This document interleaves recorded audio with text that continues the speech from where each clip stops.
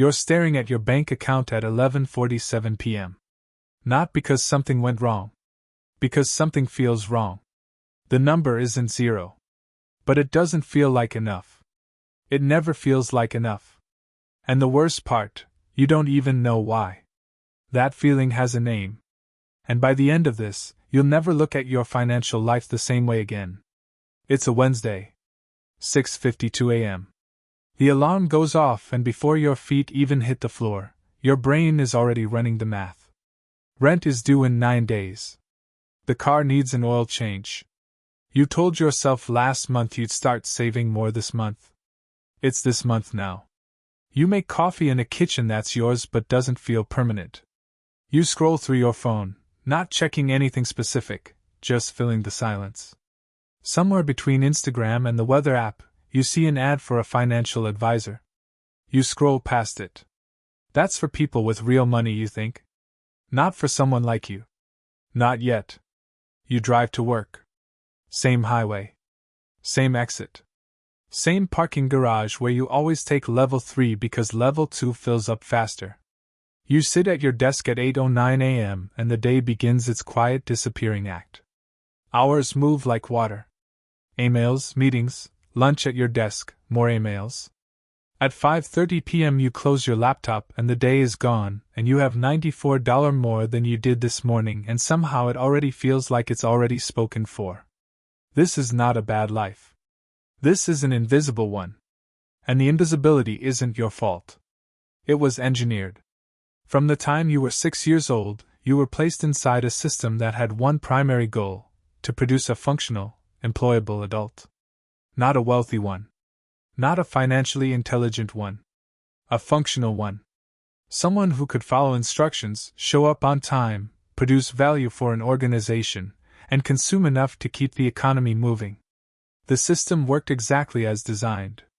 You graduated. You got a job. You spend. You continue. But here's what the system never once mentioned. There are levels to this. Levels of financial intelligence that determine not just how much money you have, but how you think, how you see, how you move through the world. And most people spend their entire lives at level 0, not because they failed, but because nobody ever showed them the stairs. Until now. Level 0 has a feeling you know intimately even if you've never named it. It's the feeling of financial motion without financial progress. You're moving, working, earning, spending, but you're not going anywhere. Like a treadmill that costs you 40 hours a week. At level 0, money is emotional. When you have it, you feel safe. When it gets low, anxiety creeps in around the edges of everything. A $600 car repair doesn't just cost $600, it costs 3 days of low-grade stress, 2 conversations you don't want to have, and 1 night of lying awake at 2 a.m. running numbers in your head that never quite add up. You budget sometimes. Usually after something scared you. You download an app, categorize 2 weeks of expenses, feel overwhelmed by what you see, and quietly close the app and don't open it again. Not because you're irresponsible, but because nobody ever taught you that seeing the numbers clearly is the beginning of power, not the beginning of shame. At level 0, you believe, somewhere deep and unexamined, that more income will solve the problem. If you just made $20,000 more a year, everything would stabilize. And this belief is the most expensive one you carry. Because the research is devastating on this point. Studies done across thousands of Americans show that lifestyle inflation, the automatic, almost unconscious expansion of spending when income rises, follows raises like a shadow. The person making $45,000 who gets to $65,000 doesn't feel $20,000 richer. They feel, within 18 months, almost exactly as financially stretched as before. Different apartment. Better car. Same feeling at 11:47 p.m. staring at the number that never feels like enough. Level 0 is not an income problem. It is a framework problem. And no raise in the world fixes a broken framework. The exit from level 0 is not dramatic. It's not a windfall or a promotion or a sudden inheritance. It's a question. One quiet, uncomfortable question that changes everything once you ask it honestly. Where does my money actually go?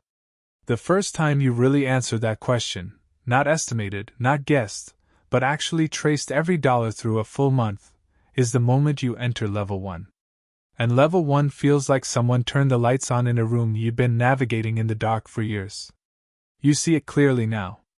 The $340 a month on food delivery that crept up so gradually you never noticed. The 3 subscription services, $14.99, $12.99, $9.99, for things you haven't actively used since a different season of your life. The gym membership that has become a $45 monthly guilt payment.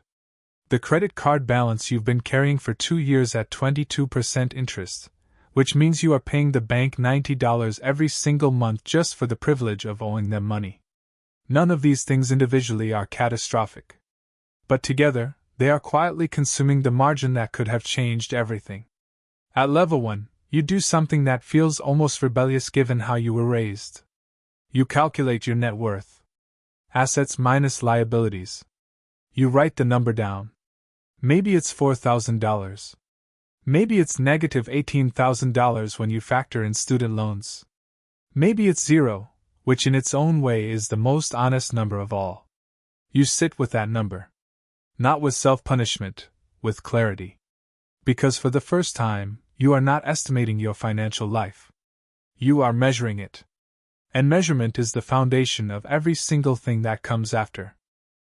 Level 1 people start doing things that look small from the outside but are seismic from the inside. They set up an automatic transfer, $150, $200, $300, whatever is honest, that moves from checking to savings the same day every paycheck lands.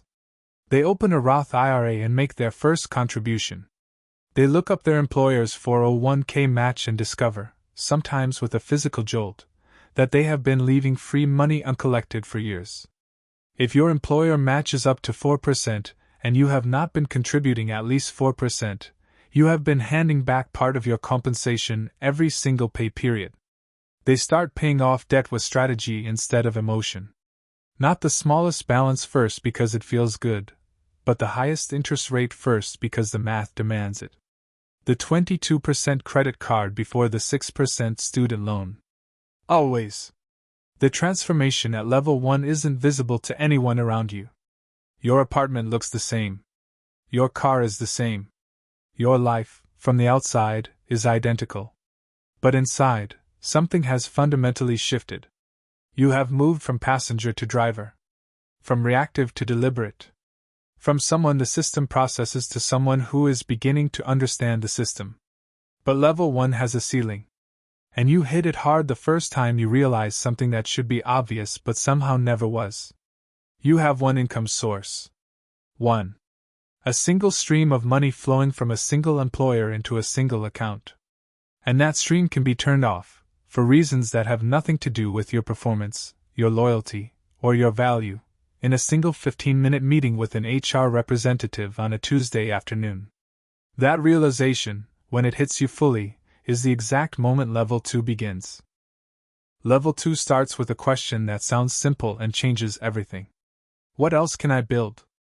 Not what else can I earn? Not what else can I get? What else can I build? Because at level 2 the fundamental mental model shifts from earning to building. From income to assets. From money you chase to money you construct. You start learning about things that were always available to you but never felt relevant before. Dividend stocks that pay you quarterly just for owning them. Real estate, not the mansion version, but a small duplex in a mid-sized city like Indianapolis or Charlotte or Kansas City, where the rent from 2 units covers the mortgage and insurance and still puts $350 into your account every month while you're at work, or sleeping, or living your life.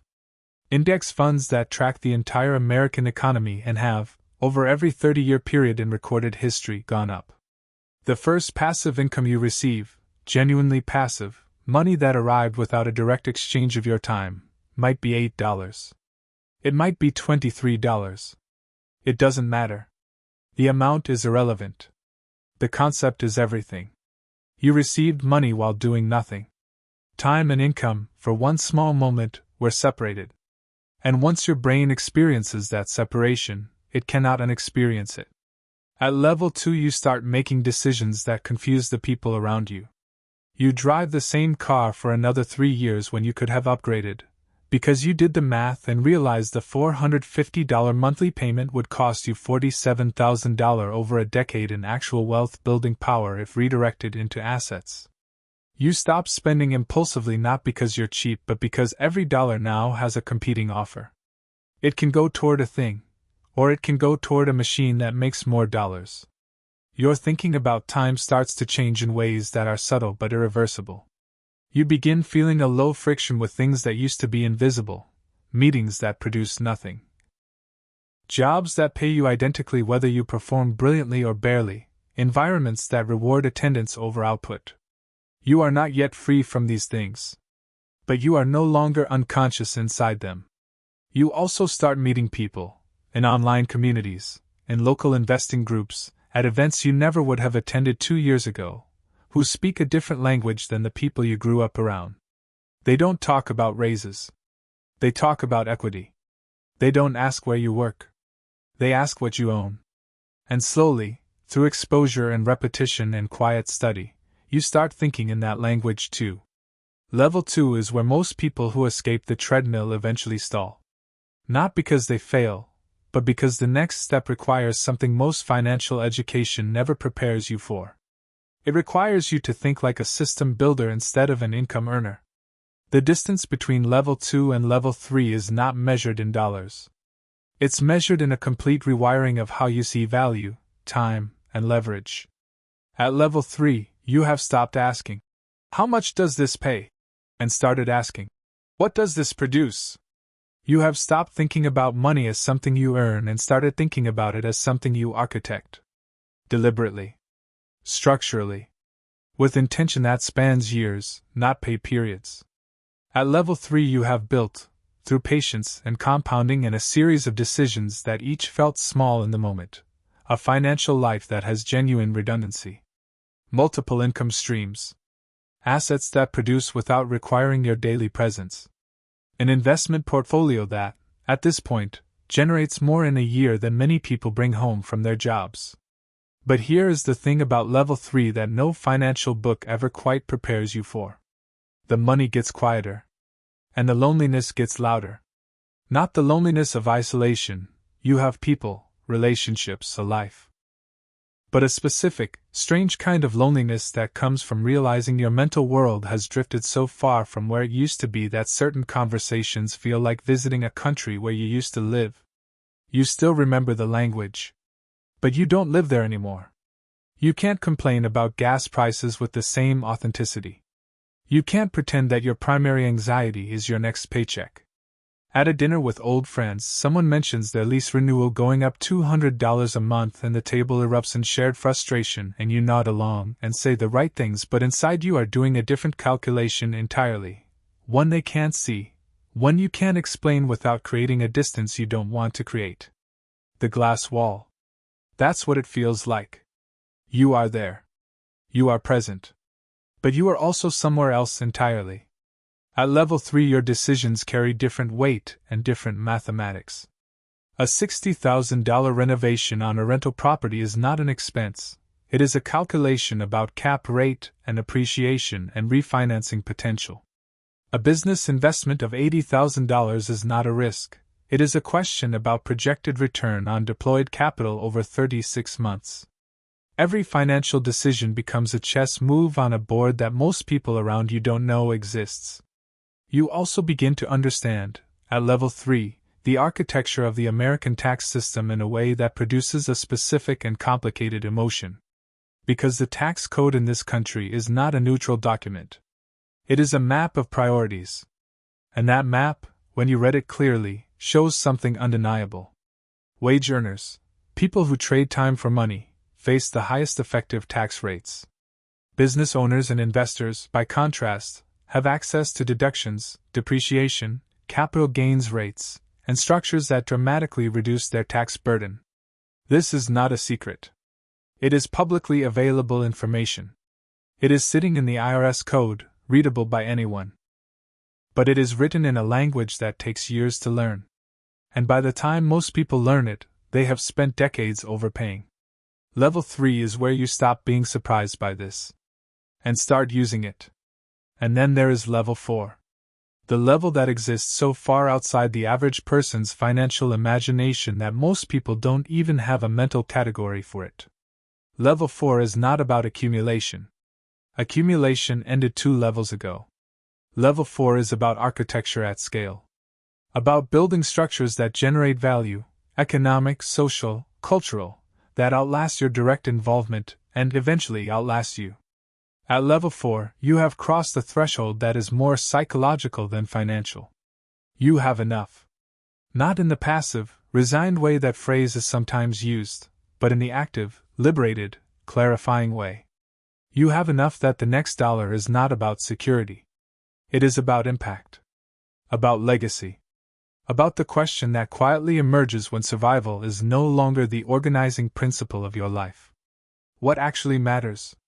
The people who reach level 4 and remain whole, who don't collapse under the weight of their own success or disconnect entirely from their humanity, are the ones who discovered, somewhere along the climb, that wealth was never the destination. It was the exam. A long, difficult, clarifying exam about who you are when resources are no longer scarce. About what you choose when you can choose anything. Some of them build foundations. Not for the naming rights, but because they spent 30 years understanding how systems work and they finally have the tools and the clarity to fix the ones that were broken when they were standing in line at Dunkin' Donuts calculating whether they could afford the breakfast sandwich. Some of them go quiet. Sell everything. Move somewhere small. Grow things.